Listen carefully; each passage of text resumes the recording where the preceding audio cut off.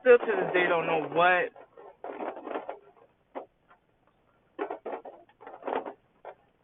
I kept putting up with his BS. 5.5 years. 5.5 years. Constantly. So when he says all that, you ain't got nowhere else to go. Basically, like, now I can do whatever I want, and even if you know about it, you have no choice but to. That's what he's telling me. Like, I have no choice but to put up with it, because his mom is having me for somewhere for our son and for me to stay. So however he want to treat me, I still need to put up with it because I have nobody.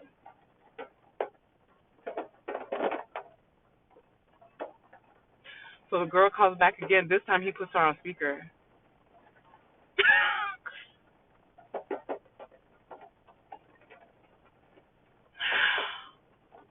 Oh, so she's like, hey, you say you, well, I was just talking to my mom. So what's up when you get back?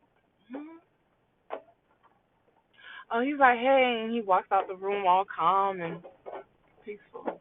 I said, okay.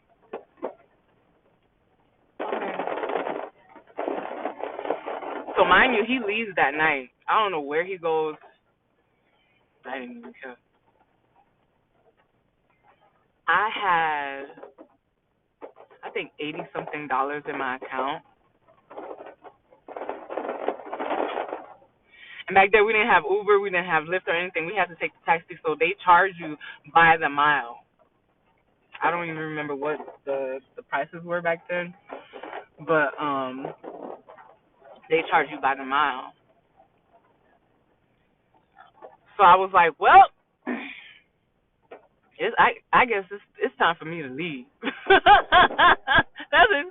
It's time. So I packed up the little bit of clothes that I had, all of my baby stuff, not like the big stuff or whatever. I called the taxi. I left. And then I remember, like, around where Spanky was or whatever, and I wasn't going to go back to school, do nothing like that, because I'm like, no,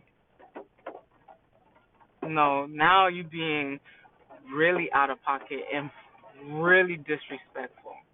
Because I do too much for you to keep treating me like this.